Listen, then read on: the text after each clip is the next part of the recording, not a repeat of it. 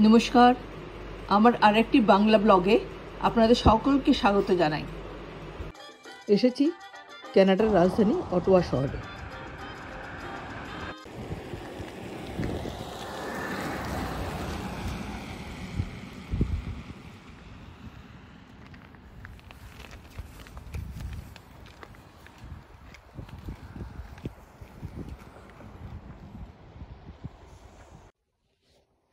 আজকে 2 ফেব্রুয়ারি 2024। আজকে সবে মাত্র একটুখানি বরফ পড়া আর বৃষ্টি পড়া বন্ধ হয়ে ওয়েদারটা পরিষ্কার হয়েছে। আর আমাদের পার্কে আমরা সোহানা সফরে বেরিয়ে পড়েছি। না, বেশি দূর নয়, এই অটোয়ার সেন্টার পয়েন্ট পার্ক অব্দি দৌড় আমাদের। যা বরফ চারিদিকে সব সাদা হয়ে আছে, তার মধ্যে হাঁটা একটা হিম্মতের ব্যাপার।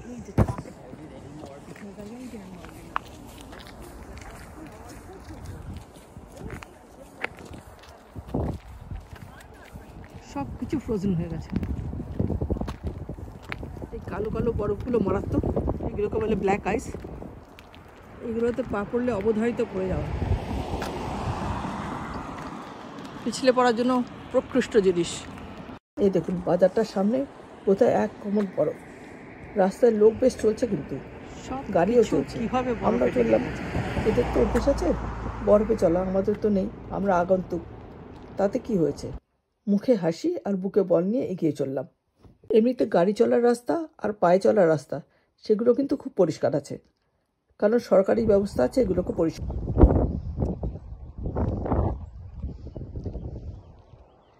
এটা হচ্ছে পার্ক, আর অনেকগুলো ফুটবল মাঠ এখানে আছে।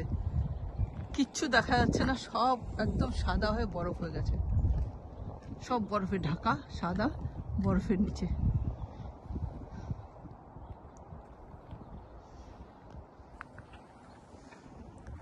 এটা বাচ্চাদের পার্ক। এই চিলড্রেন্স পার্কটাও বরফের নিচে। একটা দুটো উঁচু উঁচু দোলনা দেখা যাচ্ছে, শুধু বাকি সব বরফের নিচে। হাত পা জমে যাচ্ছে, একদম কুলফি জমে যাচ্ছে।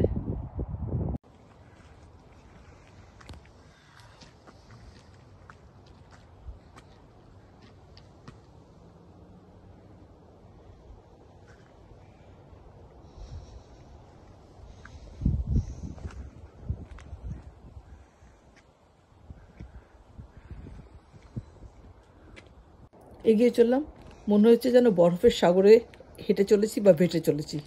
চলুন আর একটুখানি ঘুরে আসি।